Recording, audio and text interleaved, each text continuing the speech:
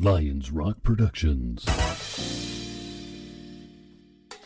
This is Jay This Moore. is Greg Proops. This is Jordan Harbinger. This is Dexter from The Offspring. This is Nathan This is East. Sebastian Younger. This is Rick This Marotta. is Stuart Copeland. This is Mick Gillette. This is Andy Summers. Hi, this is Skunk Baxter. This is Gabby Reese. This is Rob Bell. Hey, this is John Leon Guerrero. Hey, and this is Pete A. Turner.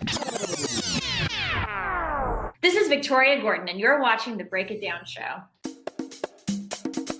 And now, The Break It Down Show with John Leon Guerrero and Pete A. Turner.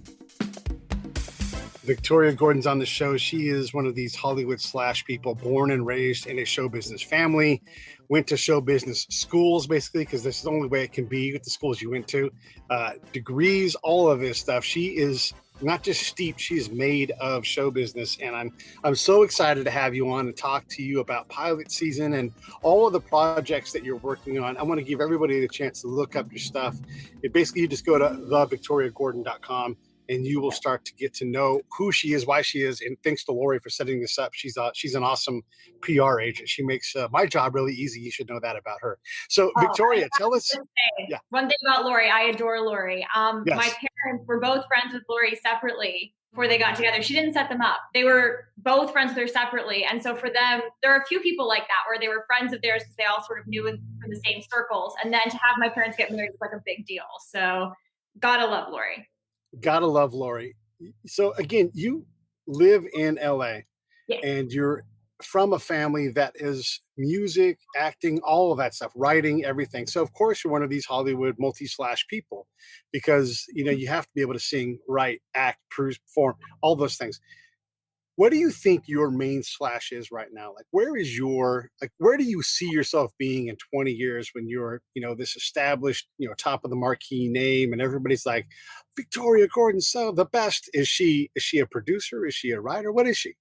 I think that's an interesting question because I've never really tried to put one over the others. I think part of what makes it fun is doing a little bit of everything. And so a lot of the women and men as well that I admire do a lot of things. Like, I don't know that you would necessarily look at Seth MacFarlane or Pamela Adlon or even like Tyler Perry and say, oh, well, they're one thing. I like that they get to do a little bit of everything. So for me, the goal would be to be known as someone who does all these things rather than just one of these things. Yeah, that's awesome. That's awesome. And then when you went to school, you went to USC, correct? I did. How was that? Well, USC was kind of interesting for me. I studied art history. I didn't study film. And I would take my classes during the day, during like normal business hours. And then I would do comedy at night at Second City. And I had a tough time blending in at USC. It's very much a football-oriented environment. It's, they want to be a Southern university. And there's a lot of great stuff at USC. But for me, I would have probably thrived better in like a liberal arts college kind of setting. So it was about making the best of an experience that maybe wasn't the experience I expected. Yeah, I can see that. But there are also a lot of art people there too. I mean, the film school, acting, there's so many people like that in your world. How did you do in that part of, or did you interact with that school at all? I wouldn't have if it hadn't been for my sister, because my sister is 2 years younger than I am. And she started at USC 2 years after I did. And she was a film major. So she had a ton of friends in her major. And when I started working on my different projects, they all wanted to get involved. So of course I brought them in. And some of them are still friends of hers and ours to this day and are working on projects I'm doing right now. And we keep up with what they're up to. So that's how I really broke into that world. Otherwise, I would have been perfectly fine just doing my work outside of school and going and taking my classes. And to be honest, I enjoyed having my major be different and learning from people who had no interest in this stuff beyond like, let's go see a movie. So I really am glad that I did it the way I did it. Yeah, there's something smart about approaching your career with an adjacent degree as opposed to directly in it. I mean, obviously, if you want to get a degree in film, get into film, that makes sense. Knowing about art history and understanding art in general and how it moves society. I mean, you're studying film. Like, it's just, you have to understand what, you could have a film history degree and you guys would overlap so much, you could almost speak for each other, I would think. Yeah, to an extent. I mean, the joke with my sister is she would study films. And I was like, okay, you've got about 100 years, a little over 100 years of history you're studying there. We're studying thousands of years of history in my major. And if you look through some of what I'm studying in my classes, you'll see hints of it in your classes, particularly in terms of like thinking about cinematography versus, the way art is composed. I mean, there's just a lot to be learned. And I'm glad I studied art history because I find art so fascinating. And I've never thought about really incorporating the two. I know people are always like, you should write something about the history of art. It's more for me that I just love having this other thing that I love that has nothing to do with work that I can enjoy and have other friends who are part of that world too. When you go to the Getty, so when I go to the Getty, I get through about half of it and I'm like, I've seen enough old chairs, and I know it's incredible, but it blows me out. Because you're an art historian, when you go to the Getty, are you able to get through more of the museum than I am? I mean, there's all kinds of interesting stuff, but I just, like another antique bureau. I get it. They're nice, It's so funny because when I was in college, every semester I'd have a class inevitably where we'd have to write a paper based on an object that was at a museum in the LA area. So I'd be at Getty, I'd be at LACMA, I'd be going back and forth for one semester. I think I had one paper where I had a thing at LACMA and one at the Getty, and I would just go back and forth. And when I graduated college, I was like, I have spent too much time in these museums. I need a break. Like, I'm not going to another Getty, LACMA, whatever for I don't know how long. And then within about 6 months, I was like, I got to go back. Like, I miss it so much. So I used to do like full on Getty days where I'd go through different exhibits and things like that because it's such a beautiful museum and beautiful grounds too. If you've never been, I highly recommend it when this is all over. But as I've moved past that, I tend to go for more targeted reasons. Regardless, I could easily spend a full day at the Getty going through art I've seen a million times, no questions asked.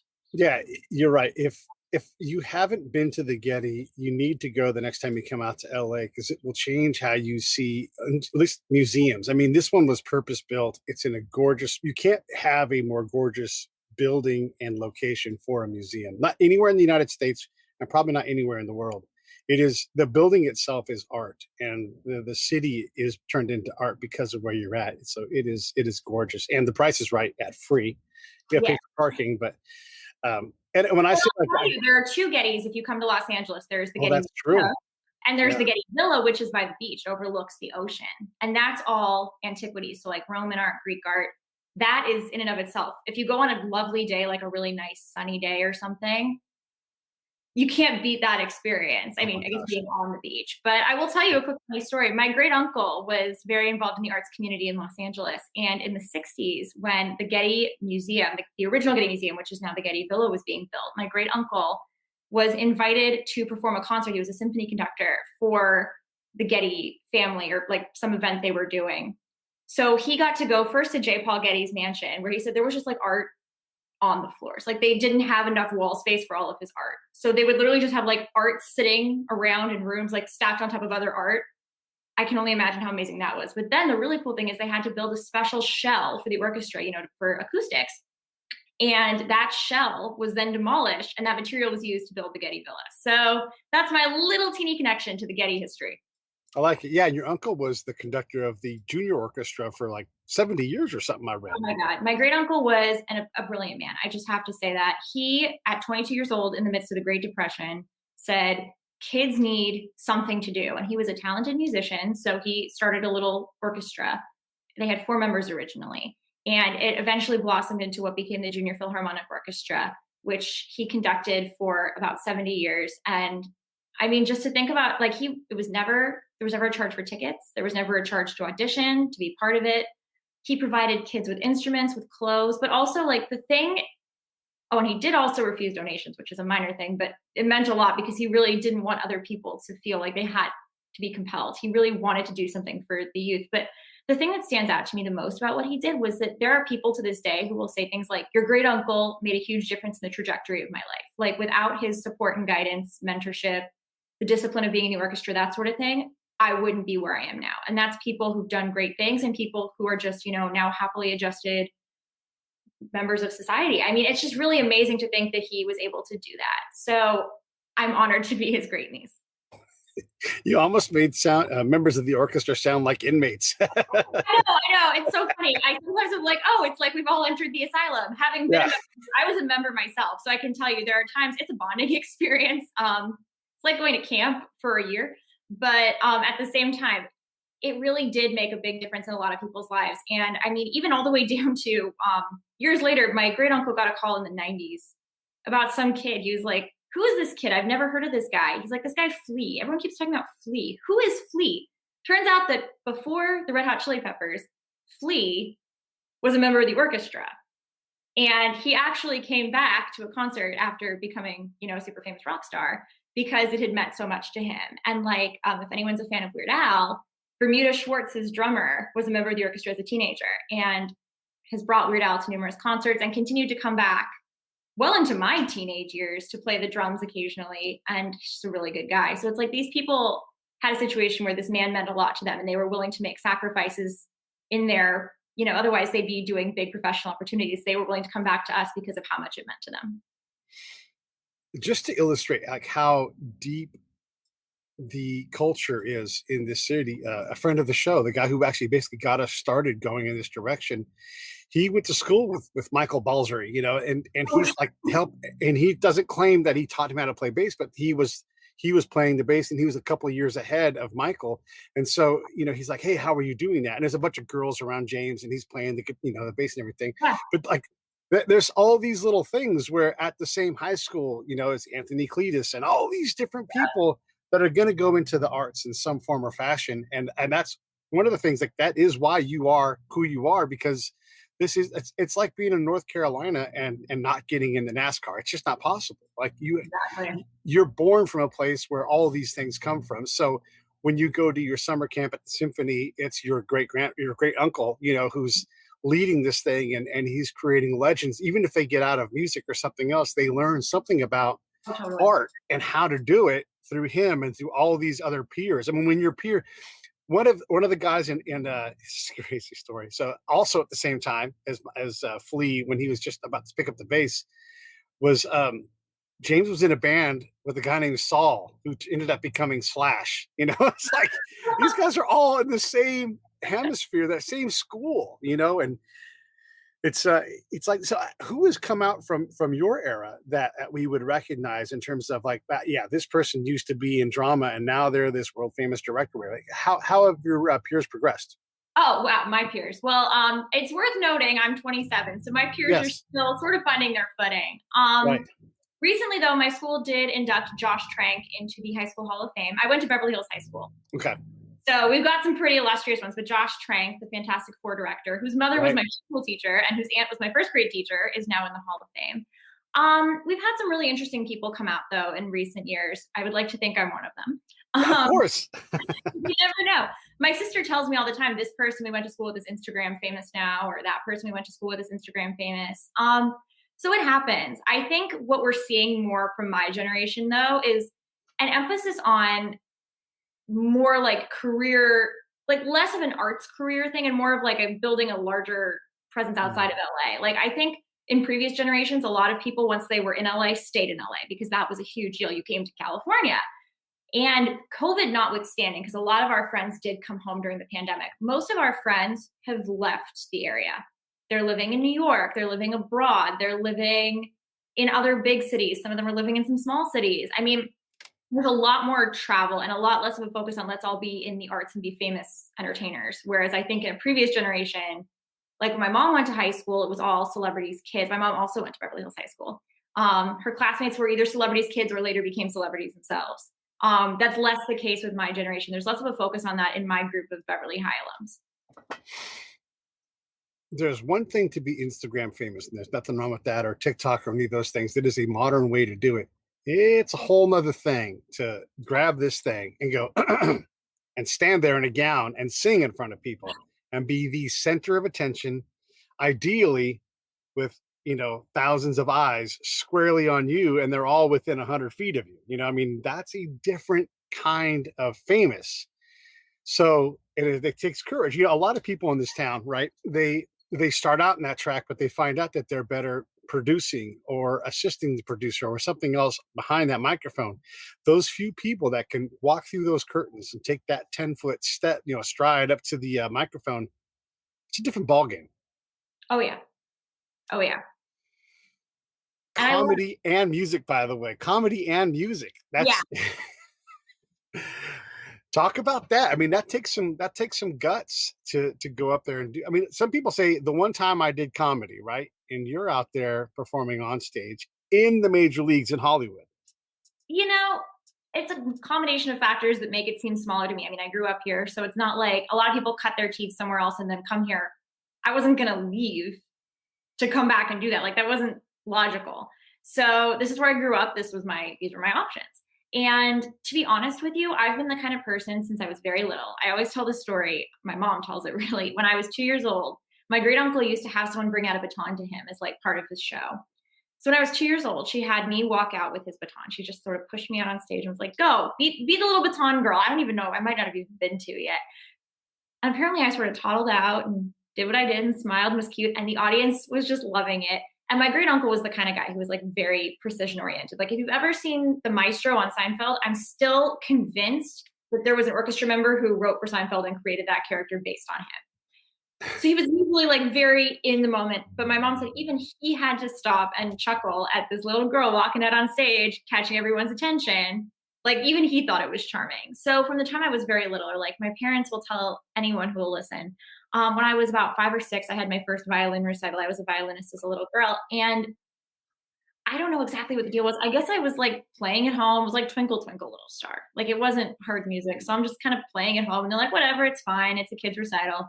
I get up there on the day of the recital and I like grab my violin and I'm like, I've got all this gusto and I bow like I just put on such a show for the audience. So my natural instinct is to do that. Whereas like in a, personal conversation, I might seem kind of shy, or I've been told I have an icy glare. So maybe I come across kind of, I don't know, mean, but when I'm on stage, that's just where I find my place. Or on camera, I enjoy that too. But I mean, it's just, that's my instinct. If you want to find out what handed your kid is, but when they're about to play baseball, you throw a ball on the ground and you point it and say, pick that thing up and throw it as hard as you can. And whatever hand they pick it up with is what handed they are. And this is what happened for you. You're like, go on this stage and do this recital. You're like, and then you play Devil Went Down to Georgia with the ABC, tune. Right? Yeah, no, it's just everyone has, and you can see it from a very young age too. I mean, like my godson is 15 months now and almost 16 months. Oh my God, he's getting so big. And I can see already the kind of person he's going to be, even though he's still in the very early stages of like walking, talking, getting his act together. Like it's already very obvious. And then like another cousin of ours sent us a video of her son when he was about the same age for comparison. And he's now 5, that child. So watching that video of him at 16 months, it's like, oh my God, I can totally see how Winston became who he is now. Like I can see his sense of humor. I can see his personality. It's just really interesting how from a young age, so much of who we are is already formed. Yeah. And also the environment too. I mean, that has such a big, thing. If you're encouraged to express yourself, if you're encouraged to act out because you come from a family where that is how you express your thing, you become a different person than you might otherwise do. I mean, sure, there's a lot of DNA in all of us that determines who we are and what we are, but you come from a family of show people, and it's not weird to go up there and extra do the recital, it's just what you do. That's where you're from. Exactly. And I think growing up in a family where people talk a lot and are loud and aren't afraid to express themselves. I was always a quiet kid. That was just more my personality in a one-on-one setting. Like if we were all together as a family, I would just sit back and sit quietly and politely and wait. So I think it was actually more of a shock, really, for me to get up there and be such a performer, because I was so not that in my personal life. And it's still kind of interesting to this day that I'm the most out there performer of my family members, and yet I'm also the most like introverted. It's fascinating, just to see how people grow up and what they become and how that shapes them. It's all fascinating to me. I'm guessing that your heritage is Eastern European, like somewhere in Russia, Ukraine, or something like that, because there's a lot of performers that come out this way and they end up staying in Hollywood and is that true for you?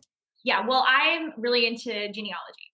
So after a lot of research, I am, if you want to cut it down to this, I'm 15/16 Eastern European. So like it's a mix of Russian, Ukrainian, Lithuanian, Austrian, Polish. I am 1/16 Spanish, which is my grandfather's family. And my grandfather grew up in a really interesting time, because where and when he grew up, he really couldn't be very open about his heritage. It was like seen as a negative to be different, in the early 20th century. And he and his family were not really given the opportunity to express their heritage the way today we would encourage people to embrace their like native heritage. So piecing together his life has been really interesting for me, more so even in some ways than my Eastern European ancestors because they were able to cling so much to their traditions. And learning about my Spanish family has been a trip. I'm really enjoying doing that. And yeah, it's interesting to learn really how much of a shame it was for them to be not like everyone else. And it's almost sad. I mean, looking at it from our perspective in the 21st century, that's not how I would hope anyone would feel. I mean, I know people do in certain areas, unfortunately, but it's really sad to think that that's how he grew up. Yeah, I mean, that's I suppose that's true for a lot of people when they first get here or they first come to any kind of group. You have to figure out what you're allowed to do, and that can be scary. And then the group has to learn how to deal with you, and that can be scary. And so, yeah, these things take time. It's interesting that I don't know why I thought you were Eastern European in terms of your heritage, but it's sort of obvious in how you describe your family and what they've done and everything. It's almost as if people from Eastern Europe grabbed their violin and they came here with the arts as part of their trade. They were less cobblers and more violinists or cellists or actors or whatever. What do you? Okay, let's talk about your project that you got coming on. Yeah, let's talk about that and the genesis of it, and let's just get into it now. Pilot season, tell us about it. So pilot season is 5 pilot readings that are being staged as like an anthology miniseries. But what's cool is we're not meeting in person. It's all being done over Zoom. So all the actors are in their own homes, reading their lines at the same time. We're filming it like live essentially. There are no sets, no costumes. I mean, minimal costumes that people have like things that they felt would work. We're using stock footage to sort of convey the mood. But at the end of the day, it's really just a sense of what these pilots have to offer. And there are 5 very different comedy pilots. One is like a broad multi-camera family sitcom satire piece. On the complete opposite side, we have one that's like a dramedy, very intimate mother-daughter story. In the middle, we have some single cams, one that's sort of built around these high schoolers, one that is about like a really dysfunctional wealthy family, and one that takes place in Antarctica, which is the one that we're filming tonight. I'm really excited to film that. So this is more than a table read then. This is an actual performance with some we'll call it effects. I mean, maybe they're special in this case, but we have some actual entertainment production going on. Oh, definitely. And it's not just a bunch of people sitting there reading their scripts like this. Like there is definitely a lot more that goes into it. The thing we couldn't do, really mainly due to COVID, is create the world in the way that we would normally want to, in terms of like maybe we would provide some kind of backdrops or something that, I mean, Antarctica was going to be hard regardless. Like, I don't know how we would stage Antarctica without a massive budget, but the rest of it, we would try to incorporate more of that. It's just that we live in 2021. So we're doing it the way we can, but it's definitely somewhere between a fully produced pilot and a reading. And then whose idea was this? Mine. I just, yeah. I'm home and I'm a person who likes to be working and likes to be organized. And I did my first online show, which was a singing show, about 10 days after we got locked down. So I pivoted really quickly. And I had these pilots that I had written at different times, some of them more recently than others. And I thought, so let's do them. Like let's just put them out there. And I started talking to my friends and a few of them got involved. And then it just sort of snowballed from being, let's just do a few little readings to, wow, we're doing like as close to a produced pilot as we can get without actually being together and doing it that way. And is the goal to create and not get a pilot picked up, or is the goal just to continue to work on these projects and see what happens? What's the goal? I would love to see one of these projects make its way to television, or streaming. There are a couple that I feel really would be timely and appropriate and fun for right now. And there are a couple that I feel have potential that are sort of they're all evergreen. There's nothing in there that's like so topical and so of the moment that we couldn't make it work. But there are a couple that I'm really, really hoping to see move further in that regard. And there are others that I'm hoping to see what we can explore more within. Like, for example, the multi-camera sitcom has actually been filmed before. Like, this is not the first time it's being shown this way. It's a new reimagining of the same concept. So I'd like to maybe see if in a couple years we can put it up on like stage or something. Whereas towards the end of the series, we have a couple of comedies that I think have great television potential. So it's an experiment, but it's also been a really good learning opportunity because no one knows what to do with these Zoom pilots. I mean, this is all so new and we're making rules as we go along and learning a lot. And actually one of my actresses, I have 3 people who are in 3 pilots, and one of them came to me and said, hey, I just want you to know that from working on your show, I got some ideas for this thing I'm doing with a friend of mine, and we're using some of what we learned from you to make that happen. And I'm like flattered because her thing's going to be great and I'm so excited. But at the same time, I'm also like, wow, I'm teaching people and I have no idea what I'm doing with this. So I'm leading the blind here. Yeah, but I mean that's how new media works, though, right? Like you realize that. I mean, it's very common to do an audition on your iPhone and just send it in. Just grab your. They didn't even want to see, even before COVID. They didn't want to see you, and they're like, "Why are you going to come sit down for 2 hours? Well, just send it in, and we'll go through them and we'll follow up." Yeah. Totally different thing that's happened in the last 5 years. It's we're evolving, and so if you're able to build an audience through your Zoom pilot process, and you just keep cranking out pilots and selling ideas, all of a sudden you've got this viable production company with this completely different medium to create your. I mean, you don't have to stay on Zoom forever, but why not? Like, how many pilots don't even get made? Right. Most. Yeah, and I think it's something that would. No, I think it would be great to continue this format in some way. Probably not immediately. This was okay. So, like I've been saying to people the last day or so, I'm very proud of myself. I'm down to one role in the entire thing that has not been cast. There are 60 roles in the project. I received submissions from 11,556 actors for these 60 roles. So we're down to one role that still needs to be cast. The point I'm trying to make is that it's a huge undertaking.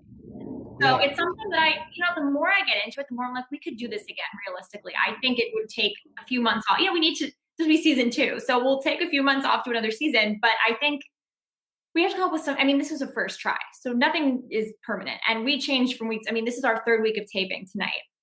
We've already discovered things as we're going through. My sister is my editor. She's brilliant.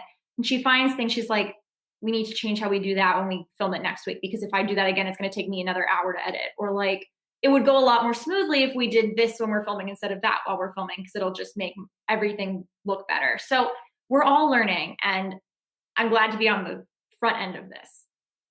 Is that last role a ruggedly handsome middle-aged man who has a limp and has jokes but tells the truth a whole lot? Because I know a guy who does that kind of work. You know what's so funny? I just cast a role kind of like that. Did you really? Not exactly, but I was casting a role of a producer who's kind of old school, and he basically berates our leading lady for being too young to play a grandmother. And she can't decide if she's flattered or annoyed because she wanted a job, but like she's too young. So like, shouldn't that be a compliment? So it's kind of a funny scene. And I wound up filling it with one of my like traditional stock players. If you're an old TV fan, it is Scott Lane. McKeever and the Colonel. So, and he's fantastic. I'm so glad to have Scott on board. But the one role left, if there's anyone out there watching who's curious, is for a 30-something guy who is like a young hotshot producer. So still looking for that 30-something hotshot producer. And then I'm done with casting. And I will tell you, casting is one of those jobs. I applaud casting directors wholeheartedly. It is a tough job. It is a lot of work. It is a huge part of world building, casting.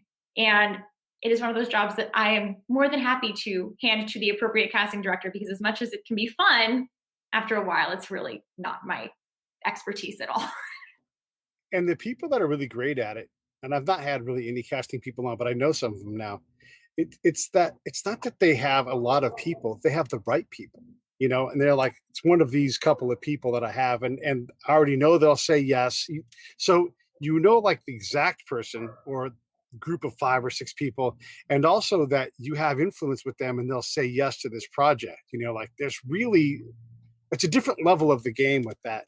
When you look at producing things in general, I love asking this question to folks that do projects and put them together. You always have to wear more hats than you want to, because there's never enough money. Apart from casting, what other hat would you love to get rid of and put on someone else's head when you do these kind of projects? I will tell you, I know that this isn't technically a producing job, but I am ready to give social media and like digital media to other people. And to be honest with you, my focus is on the creative. Like I'm very good at being organized and making spreadsheets and getting all the credits lists together and all that. But sometimes when I'm trying to do so many things at once, I would just appreciate having someone else whose job is to kind of be there to help just take some of the work off. I've spent all day. This was yesterday, actually. I've lost track of the days. It's like that now. But yesterday I spent like most of the day working on a spreadsheet for credits and then inputting all the credits for one of the episodes and like loading that up and making it look perfect. And like, someone else could be doing this job and there are like 5 other things I'm not doing right now to do this. So it's really about having extra support. And regardless, I'm glad I'm learning to do all of it. Yeah. You have to go through the process. You have to know how to do it so that you can pass it off and never have to do it again once you have enough cash coming in. Exactly. And honestly, I've learned a lot. There are things that I've done that I thought I would hate that I've actually learned to really love. Like I've learned to love line producing. I mean, I'm not saying I want to be a line producer, but I've learned to appreciate it. And I've learned how to handle script supervision, all of that. Mhm. I don't want to do those, but I know how to. Well, but that's the idea, right? Like you get good at producing and you just start doing more and more what you love doing and let the other people who like costume design, I'm sure you could pull that off, but the person who loves it is going to always outdo you. Like they're so much more passionate about it. They're looking at old fashioned, they're knowing the right jacket for 1982 as opposed to 1987 because there is a difference and they'll tell you about it. These are props. Oh my gosh, we had Tony Toast on the show. And he's a director, producer, writer, right? And so he was saying he has the same kind of question. He's like, I've got new respect for the prop people because I'll write this period piece and I want a can of hair wax, I think he said. And then that prop person comes up with 3 options because I may not like the first one. And I have no idea how they even did that. And I'm paying this person to do something where I wouldn't, I wouldn't even begin to want to even do that, And so these jobs, these professions, they're vital to this storytelling. And if a director or a producer says, I want the right can, you got to get it, and Yeah. it's a job that takes a lot of experience. So I can appreciate that. The desire to not have to line produce, the desire to not have to write credits and everything else, or how about not write emails? Here, write an email on this, send me what you got, and then I'll approve it or not. Because you need to be doing bigger stuff. Because the producer side that you're doing, that's without you, there is no project. Well, and I've said to my sister, it's taken us because she is very good at what she does, but my sister is extremely good at, she explains things a lot. Like she'll tell you the whole story of how if she went to the market to buy milk, she'll tell you the whole story of how she got the milk, where she parked, what the walk-in was like, all that. So I love her storytelling method, but sometimes it's a bit much. So I finally said to her, look, when you have a problem in editing, if I don't understand what you're talking about, I'm just going to get stressed thinking about what the problem is. So I would rather you say, okay, I had this problem and this is how I fixed it, than give me 10 different ways that you could fix it. I don't know the best way. So I think learning how to do some of these things is useful for that, but also sometimes reminding the people who are very supportive to stay in their lane. And my sister is so supportive that it's hard for me to ever be frustrated, but sometimes I'm like, wow, I don't know what you're talking about. Fix it. And then we'll talk about it. Editing in art. Oh my gosh, it's so important. Yes, you have a lot of great ideas. Give me your best one, and it's I get approached by a lot of people who want me to pass scripts along to screenwriters. And what I ultimately do is I don't want to say no to anybody, but I know the deal. Like screenwriters don't want a bunch of unsolicited crap. So I'll say, I'll give them certain walls to get through. Like you have to do this, you have to do this, you have to do this. And then I can introduce you to this person. Because it costs me, I want to introduce people all the time, but I'm not going to introduce people that aren't prepared to talk to the person they get introduced to. Does that make sense? That's completely fair. And I think everyone should be that respectful. And I also think there's something to be said for acknowledging going in that you're making a big ask. I recently made a very big ask of a family friend, actually in regards to pilot season. And I said, look, I know this is a big ask. I'm making it very clear that I know that this could wind up being a very big ask. So if you feel that way, please do not take this as me saying that I need some big thing from you. If it's too much, I don't mind hearing that. So I think that there's a level of respect from the asker as well to acknowledge, hey, this is not just me asking, could you pick up an extra thing of sugar when you go to the market? Like it's a big ask. Yeah. So it's about being respectful on both sides. And that big ask, I'm not asking you to make that big ask. If you can get this done, great. If you want to talk about how we can ask together, great. Whatever it is, I don't want to say no to anybody that wants to meet somebody, especially if they've written their first script. But you and I both know nobody wants to read someone's first script because it's not good enough, and if the fact that you think that it is shows that you don't know what good enough is, so we have to work on these things. If you want to show someone your first script, go make the project and show them in its final form that you know how to write. If it's that good, don't give it up for free. Don't ask for any, go make it. Go get $10,000 and make that stupid thing. Otherwise, get back to work. Write another script, review the old scripts, keep repeating until you know what great is. And then you won't have it. Because when Tony was talking about writing, he said, having someone say that's a really good script is not good enough. They have to say, that's the best thing I've read in years. Because now they're behind you. Otherwise, they're like, yeah, that's good. Keep going, kid. Find someone who's interested. Yeah, that's my one exception, by the way, is kids. If a high schooler or something wants to talk, if you've just written your first script and you're 16, let's talk. That's a great time to make that kind of ask. In fact, if anyone who's 16 is listening, that's a fantastic way to ask. I remember when I was in college, there was a writer on a popular TV show at the time who had a daughter who went to my old elementary school. I was in college. And I brought it up to a family friend who had a friend who was in the PTA at the school still. And she went to the principal and said, can we make this ask on behalf of Victoria Gordon? They were like, for Victoria Gordon, we can absolutely make this ask. So the principal contacted the parent of this girl and said, hey, we've got this really talented alum. We love her. We think she's wonderful. Could you talk to her? And I think that wound up being kind of a nice entree because it came as the school is behind her. And this is someone that comes from the similar environment to where you're raising your family and maybe you can have some common ground.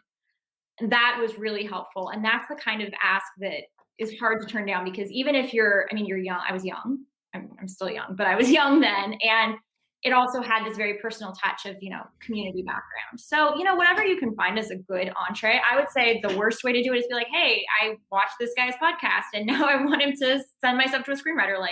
Well, what's it? And not that there needs to be a tit for tat, but why would he want to submit your work? And what can you offer that makes your work worthy of submission? Did this just win a big award? Are you young? Are you really old? Is there some hook? Asking sometimes be really, and you have to acknowledge regardless that you're making an ask. And I know it's tough. I get embarrassed asking for things, but sometimes you got to do it. You just have to find the right way in. And I should say, anybody who wants to ask me, you're welcome to ask me, Pete@breakitdownshow.com, because what I'm going to tell you is the honest answer. Hey, you're not ready, or whatever. One of the best ways to get your script read is to enter it into a contest. Boom, it's going to get read right then, guaranteed.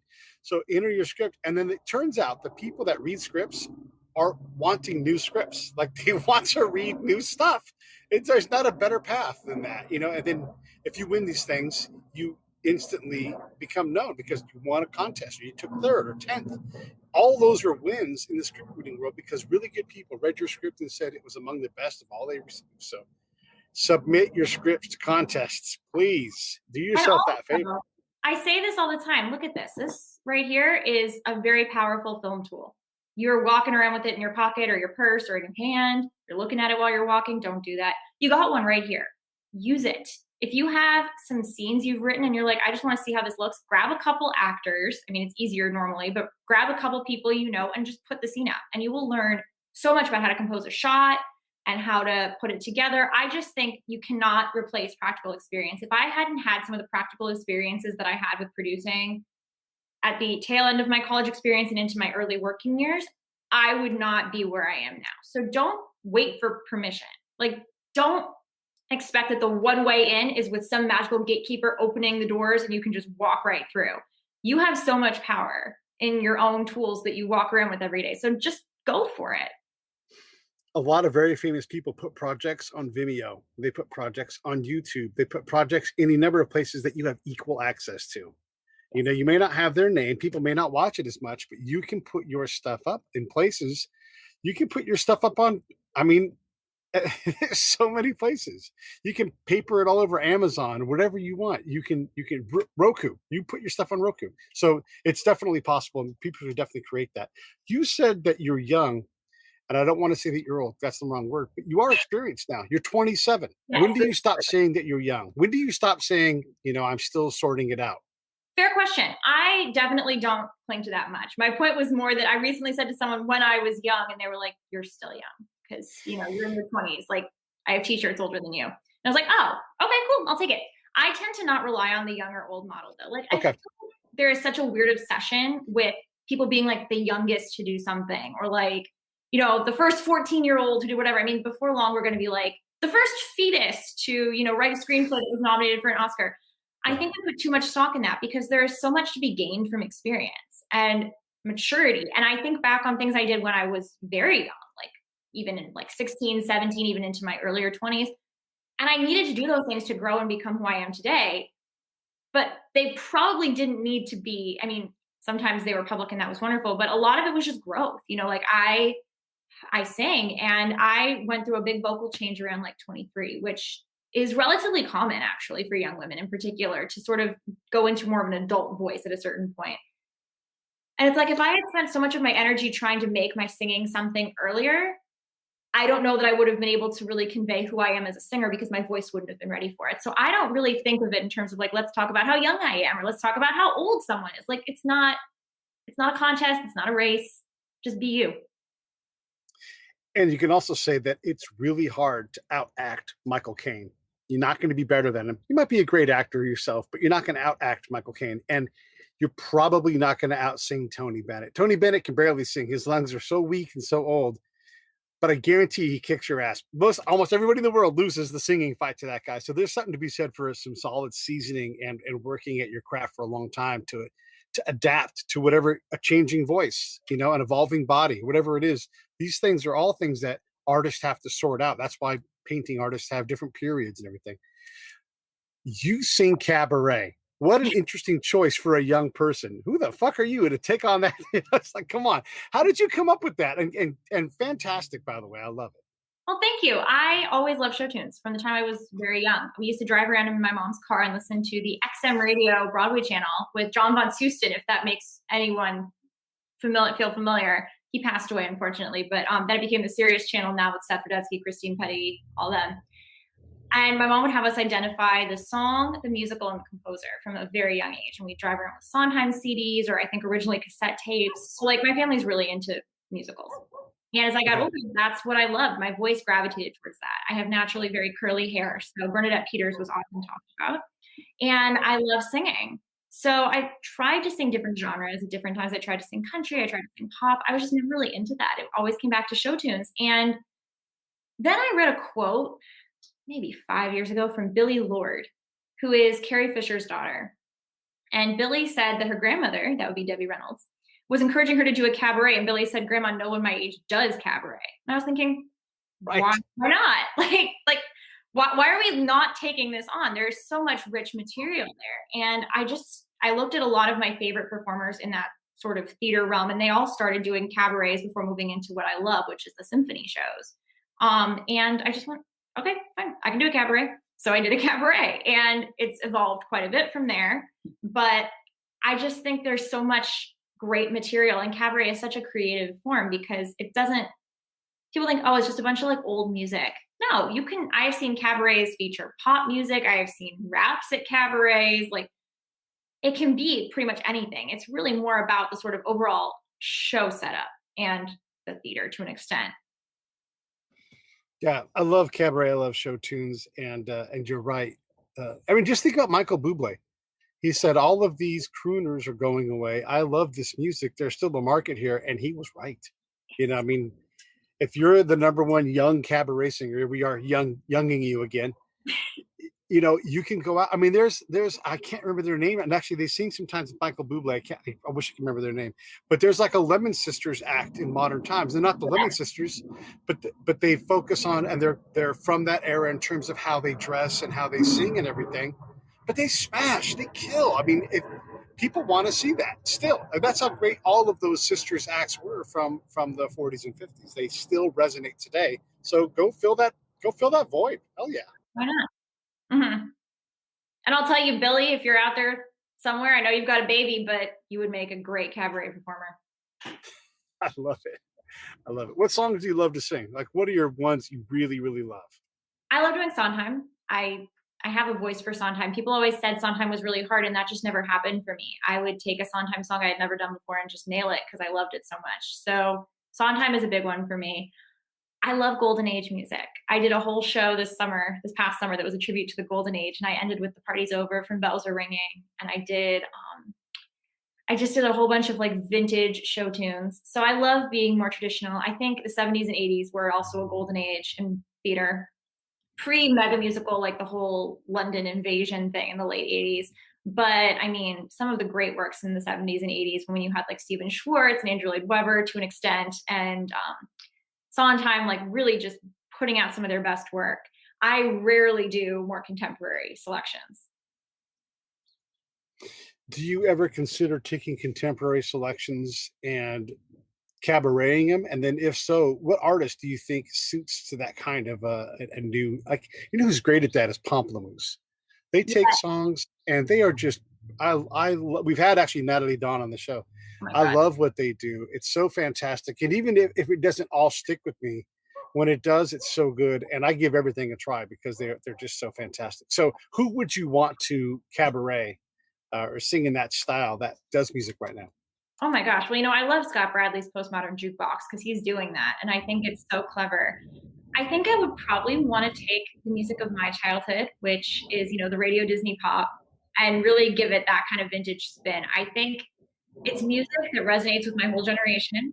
The millennials love their good old fashioned 90s Britney, NSYNC, Backstreet Boys, Christina Aguilera, Mandy Moore, all that.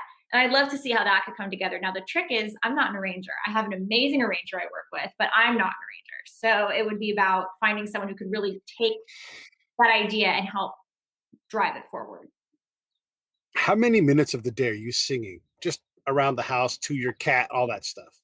I'm a dog person. That should be very clear, just so you know. And my dog appears in all my shows. But I don't know that I sing a specific number of minutes every day. I try to do something every day. I do voice coaching with an amazing coach once a week. So that alone is easily an hour every week. But on top of that, I would say maybe 15 or 20 minutes just to keep my voice going. But I'm also the kind of person who will hear my cousin's husband got me into this. He will hear someone say something that's a song lyric and he'll start singing that song. And at first, when they got married, I was like, that's actually kind of an annoying trait. And now I've adopted it for myself.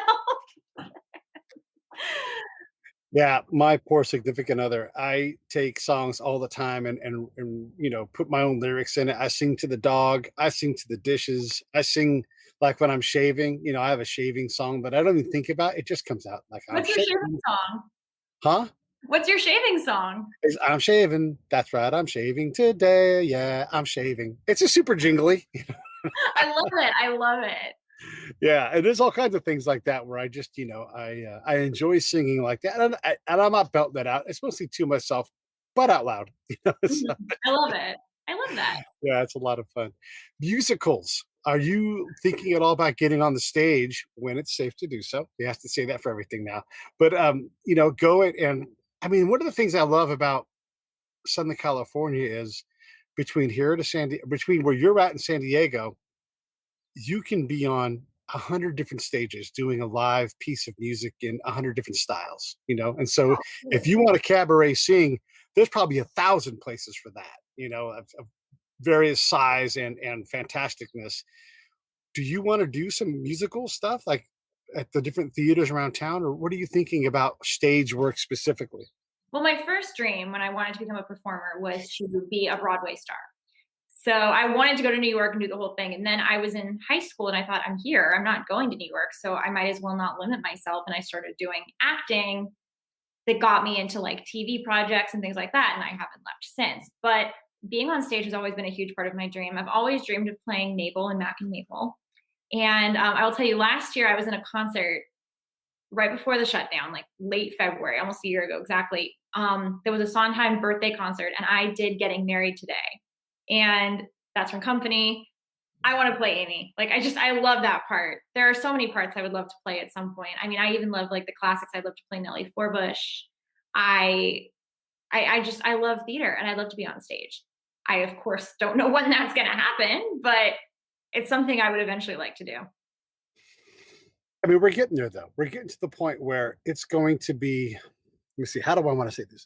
At some point here in the fairly near future, we're going to be able to get on stage and get into theaters and relatively safely get together. However, that doesn't mean all of us believe that it's safe. Right. So how do you lead the way and not expose, I mean, like you don't want to needlessly expose yourself. You're still young, you're 27. So you're probably last in line to get a shot and everything. Right. But what do you think? I mean, will we be able to fill a couple thousand people into a theater or a concert hall and have a show anytime in the next year? Will people be too terrified to do that? I mean, I think about these symphonies and operas that have just basically shut down, and all the people. Okay, yes, the talent on stage, of course, but set design and maintenance, all these things that no one's doing. It's just got to be tearing them apart because this is what they want to do. They want to work in theater. What are your thoughts? Well, it's tough. I look at it from my perspective as a performer, and I think about all the logistical elements too. I think like my band, do I want wind instruments? Is that safe? Like, should I be concerned? Right. And then I start to think about like, well, do I want to use recordings? That seems kind of cheap. Like, I don't know how to really gauge that. And then I start to think about my family, and like, my parents are getting their second shot tomorrow, so they'll be fully vaccinated. But like, do I want them to take that risk and go sit in a big crowd? And it's thinking through all these things. It's going to take a lot of work. And what I think is going to have to happen is, first off, a decent portion of the population is going to have to be vaccinated. And we're going to have to see how the vaccines wind up working, how long they last, which is obviously still TBD, and also how they affect if someone does get sick. I mean, I think we've heard of a few cases now where people have gotten sick after being fully vaccinated, and it's been either asymptomatic or very mild. But we need to hear more of those stories. And once we start to see, I think over time, okay, this is not going to, I mean, people who get this are not all being hospitalized. This is not, there is something safe happening. People are getting better. We can go more places. It's safer. People will start to get a little bit bolder. Maybe they'll go to theaters and they'll sit with, empty seats between them and like masks. And then maybe we'll start to fill in the seats more. And then maybe we won't need masks. And I don't know how long this is going to take. And I don't know what it's going to take to make everyone feel safe. I just can say that all we can do is try our best to make it a comfortable experience for everyone and to continue to give them opportunities to engage without being physically present. Yeah, I mean, I think that's reasonable, and nobody has the answer. We know we all want to get back to it, but we have to figure out how do we limit the harm that doing it will cause. And then on the other side, by not doing it, we're harming ourselves. So it's like this never ending unbalanced thing. Yeah. So, I can appreciate you wanting to do that. All right. So let me just wrap this up. Any other questions that you want me to ask or that you want to ask me? No, I mean, honestly, this has been such a great experience chatting with you. And I'm really excited to share so much. I think it's a ton of fun to just sit down for an hour and chat with someone and share Totally. stories. It's a blast. Yeah. And when we're able to, I'd love to come up to LA and grab coffee because I come up all the time to do shows. It's just right now, it's not fair to anybody if I do that, so we don't do it. No, likewise. And I love Orange County. I used to be a Disney annual pass holder. So I miss being in your area. I have a friend down there who keeps going to California Adventure. And I'm like, is it the same? And she's like, no, it's not. Yeah. Well, and oddly enough, I miss hearing the fireworks at night because I'm close enough to Disney to hear those. And, it's part of the neat part of where we're at. It's never annoying, but I've been missing it. So yeah. Hopefully we'll get all that stuff again soon. Everybody should check out Pilot Season. That's where most of Victoria's work is going on currently right now. And you can see the link here on the website, or you can just go to victoriagordon.com, or you can check out Victoria Gordon is my apologies. Yes. No, it's been held for ransom. So right, please go to thevictoriagordon.com. And if you're on the podcast side, you'll see that in the show notes. Go to thevictoriagordon.com, Pilot Season, and check out what she's doing. And they've got a pilot for Antarctica. I'm desperate to see that. I'm also desperate to see a remake of Gilligan's Island, but it would be a short thing because they would rescue them. But you and my dad was just saying, we need another Gilligan's Island. I'm like, it's time. Unfortunately, with only, and I think you get Tina Louise to come in and do like a cameo as like Tina Louise, like some old castaway who's still on an island or something. Yeah. Leave me alone. Don't rescue me. And then just in general, the Victoria Gordon, for all of the things that she's doing.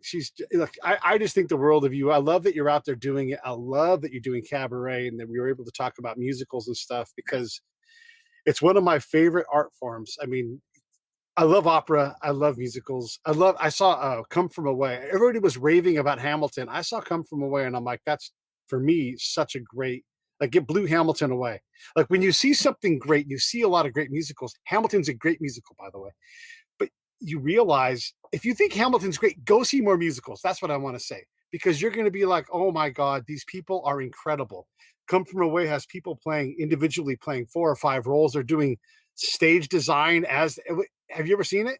It's I've so not good. seen Come From Away, but I do love the story of Gander, so I really should see Come From Away. I think musicals, when you get down to it, are one of the most American art forms. They're an amalgamation of different cultures, attitudes, and musical preferences and styles. And it's really one of those things that is distinctly American. Even when we have musicals from all over the world, they come from this American tradition. And there's something so interesting about thinking about the fabric of this country and how it was really founded by a bunch of different cultures who banded together to create this particular art form. So if you like Hamilton, you should see all kinds of musicals. Go look for old musicals. I mean, there are some musicals that have some stellar. I mean, I love the Into the Woods tape. I think I watched that until it broke.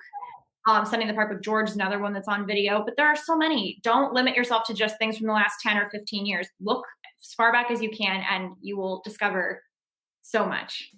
Yeah, Long Beach, we went and saw Holiday Inn. That's a classic. There's so many of them. The other thing about Come From Away is it's 12. I think it's 12 actors, 12 chairs. That's all that's on stage, and they do all the rest with singing and writing and music and acting, and it makes you cry. I mean, it's such an incredible show. So everybody should go out and see musicals as soon as they can have them. That's my big plug for going out and seeing live art. For sure, go out and see the Victoria Gordon, because you're going to love that. Victoria, thank you so much.